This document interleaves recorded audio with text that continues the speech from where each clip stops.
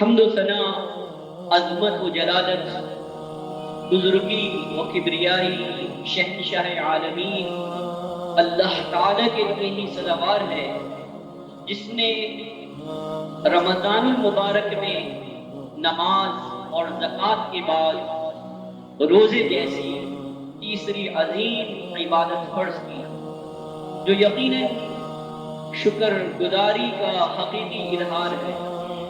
لا تعداد درود و سلام ہو خاتم الانبیاء والرسل، صاحب حوض کوثر، شافع المذنبین، احمد مجتبی محمد مصطفیٰ صلی اللہ علیہ وسلم پر، جنہوں نے ہمیں روزے کے متعلق مسائل اور فضائل سے آشنا کیا، تاکہ ہم روزے کو ڈھال بناتے ہوئے برائی، بے حیائی اور جہالت سے بچ سکیں۔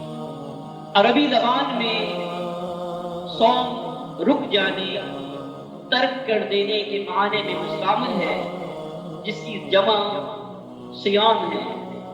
البتہ اصطلاح شرع میں یہ لفظ خاص حدود و قیود کے ساتھ کھانے پینے اور جماع سے رک جانے کے لیے استعمال ہوتا ہے۔ البتہ اردو زبان میں اس کو روزہ کہا جاتا ہے۔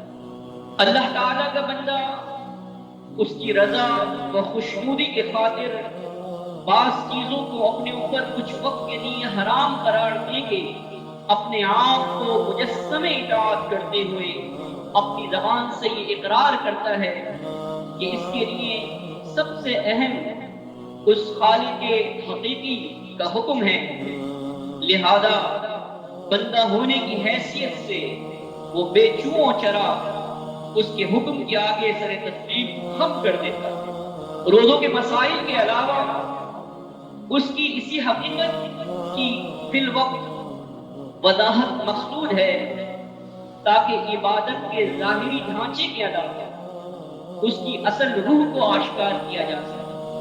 اللہ کا ہر ایک مسلم رمضان کے آنے سے پہلے ہی رمضان کا استقبال کرنے کے لیے اس کا منتظر رہتا ہے۔ وہ رجب اور شعبان کا ایک ایک دن گن گن کر گزارتا ہے۔ رمضان المبارک کا چاند نظر آ جانے سے اس کی تو عید ہو جاتی ہے۔ جس طرح اللہ تعالیٰ نے اس ماہ کی دنیا میں فصلوں کے لیے موسم بنائے ہیں، جب کسان ان اوقات اور مہینوں کا خیال رکھتے ہوئے بیج بوتا ہے تو فصل پروان چڑھتی ہے، بصورت دیگر وہ نقصان اٹھاتا ہے۔ بالکل اسی طرح روحانی تسکین کے بعض دینی امور کی انجام دہی کے لیے بھی ہمارے رب کی جانب سے خاص موسم و ایام مقرر ہیں، جس کے باعث مطلوبہ نتائج حاصل ہوتے ہیں۔ ان اوقات اور ایام سے صرف نظر کرنا ناقابل تلافی نقصان کا باعث بن سکتا ہے۔